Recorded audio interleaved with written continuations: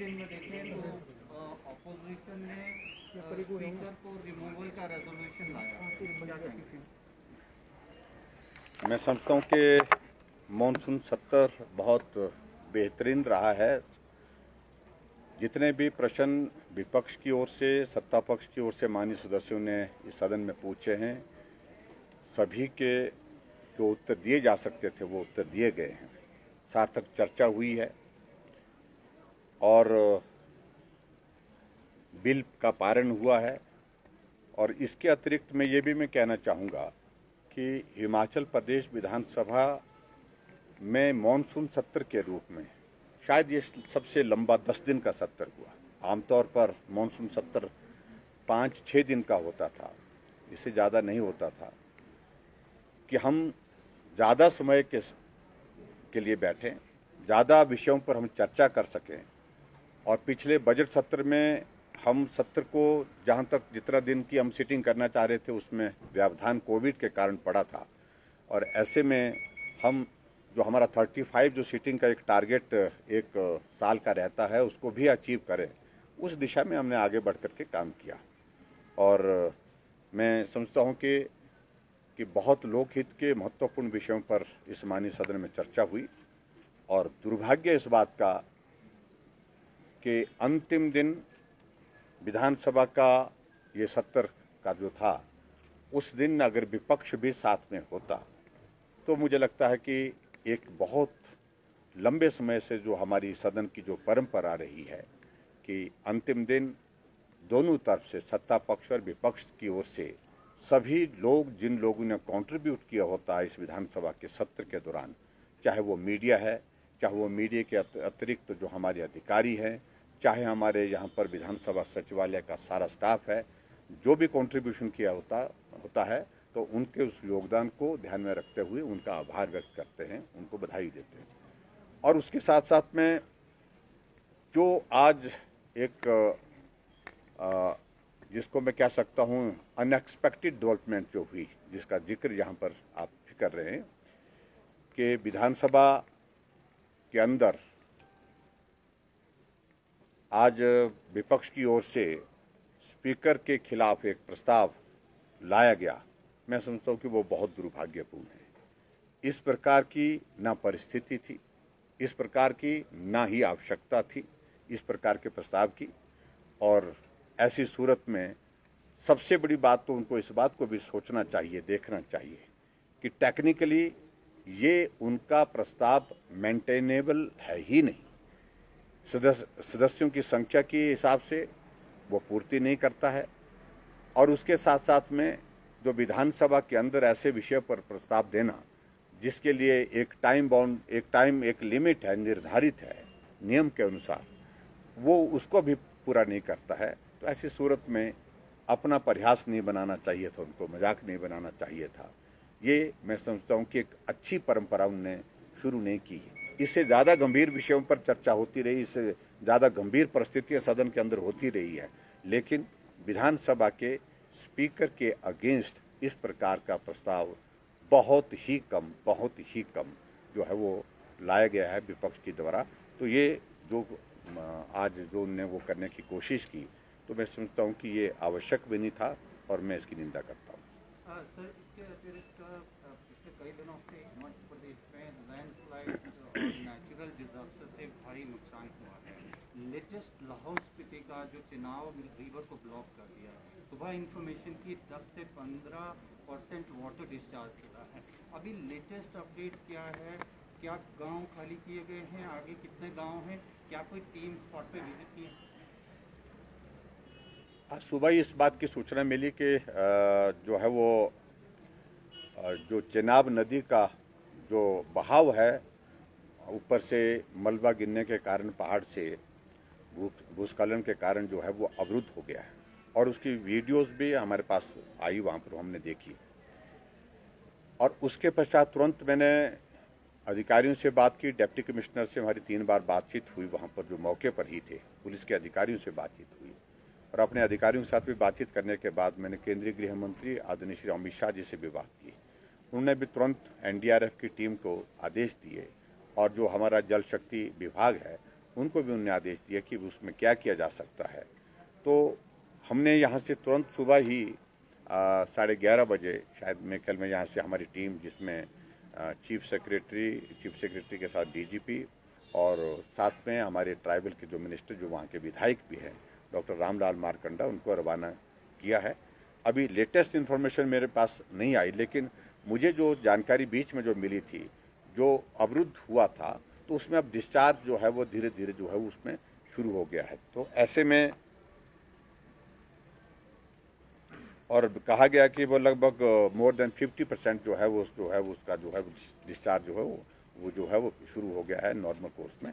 ऐसी सिचुएशन में फिर भी हमने वहाँ पर डिस्ट्रिक्ट एडमिनिस्ट्रेशन को सुबह ही आदेश कर दिए थे, जो गांव इसकी जद में आते हैं, रीच में आते हैं, रेंज में आते हैं, तो उनको तुरंत खाली कर दिया जाए और आगे भी चेतावनी जो है इस बात की जारी की जाए, ताकि कहीं भी इसके अगर एकदम पानी अगर वहाँ से छूटता है उस बांध से जो वहाँ पर बन गया था, तो उसके टूटने के कारण नुकसान ज़्यादा न हो, उस बात को सुनिश्चित करने के लिए कहा था।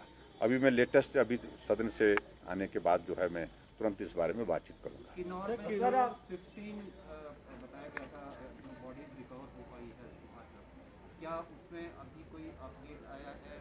रेस्क्यू कंटिन्यू है?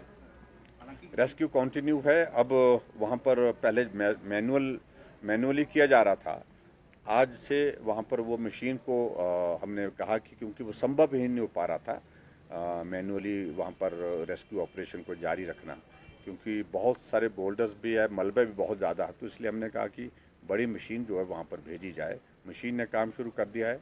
जो जानकारी मिली है मुझे, शायद एक या दो एक बॉडी जो है वो और मिलने की वहाँ पर जो है वो पॉसिबिलिटी देखी थी, जैसे उन्हें स्पॉट किया था, ये जानकारी मिली थी, लेकिन डिटेल इन्फॉर्मेशन में अभी इसके बाद दे पाऊंगा। सर, स्पीकर की टिप्पणी को जो कि उन्होंने कहा कि प्रधानमंत्री से लेकर राष्ट्रपति आरएसएस से हैं, कितना उचित आप मानते हैं? देखिए, अपने निजी विचार जो है वो वैचारिक दृष्टि से किसको रोक सकते हैं? लोकतंत्र किसको कहते हैं? लोकतंत्र में अपनी बात, अपना विचार कहाँ किसके साथ संबंध रखता है, उसको क्या, उसकी अभिव्यक्ति करना मैं समझता हूँ कि कतई भी गलत नहीं है। और जो जिस प्रकार से उनने लेने की कोशिश की है विपक्ष वालों ने, ये बहुत दुर्भाग्यपूर्ण है। हमने यहाँ पर क्या क्या हालात देखे हैं, स्पीकर क्या करते रहे हैं, मैं उस बारे में ज़्यादा टिप्पणी नहीं करना चाहता हूँ, वो बीते वक्त की बात है। लेकिन जितने सहज और शालीन स्वभाव के हमारे वर्तमान स्पीकर महोदय हैं, ऐसे बहुत कम देखा आपने। सर, इसके लिए तो पूरी तरह से जिम्मेदार जो है वो स्पीकर को कह रहे हैं कि ये जो परिस्थिति पैदा हुई है वो सत्ता पक्ष और स्पीकर की वजह से हुई है, और आपने सदन में कहा कि विपक्ष को तो खबरों की भूख है। नहीं, स्वाभाविक रूप से उनको खबर में रहने की भूख से, क्योंकि वो खबर के माध्यम से ही आए हुए हैं। मैं उनके बारे में ज़्यादा नहीं कहना चाहता हूँ। मैं लोकतंत्र के चौथे स्तंभ का बहुत सम्मान करता हूँ, और उनको आदत पड़ी है खबर मेरी ही लगनी चाहिए, मेरी ही होनी चाहिए, और मैं नई खबर कैसे बनाऊँ, ऐसी चीज़ के लिए कोशिश करते हैं, क्योंकि उनकी बैकग्राउंड उस तरह से रही है, तो इसलिए स्वाभाविक रूप से उनकी रुचि उस दृष्टि रहती है। कोई बुरी बात नहीं उसमें कतई भी। मेरा कहने का मतलब कि सदन में मर्यादाओं का हनन नहीं होना चाहिए। एक माननीय सदस्य ट्राइबल के अपनी बात कहते कहते कहाँ से कहाँ पहुँच के देश की, यहाँ पर प्रदेश सरकार की जो जनहित की नीतियाँ हैं उस पर चर्चा हो रही है, और जाकर के वो राष्ट्र को किसने आज़ाद किया और उसमें किस किस की भूमिका क्या रही, वहाँ पर पहुँच गए। ये दुर्भाग्यपूर्ण है। वो हट करके बोलते हैं, और इसलिए एक व्यक्ति को इजाज़त नहीं दी जा सकती है सदन का माहौल खराब करने के लिए, और उन्होंने दी है वो सिर्फ राजनीतिक मकसद की दृष्टि से उन्होंने वो सब करने की जो कोशिश की है, और इससे जो है उनका परिहास बना है, मजाक बना है। और ऐसी सूरत में मैं इतने कहना चाहूँगा कि उनको थोड़ा सब्र करना चाहिए, संयम करना चाहिए।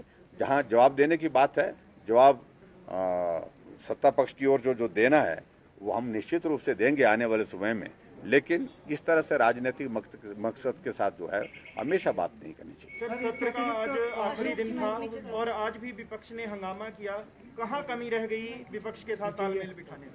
देखिए, हम तालमेल के लिए हम कोई बाध्य नहीं है, बड़े स्पष्ट होने की आवश्यकता। जो बेस्ट पॉसिबल कोऑपरेशन हमारी ओर से जो करने की जरूरत है वो की है।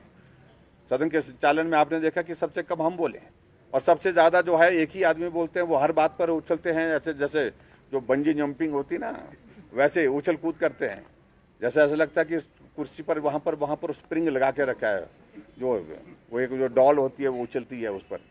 किसी सदस्य को अवसर ही नहीं देते, मौका ही नहीं देते। ये पीड़ा उनके सदस्यों के बीच में भी है, तो उनको समझना चाहिए।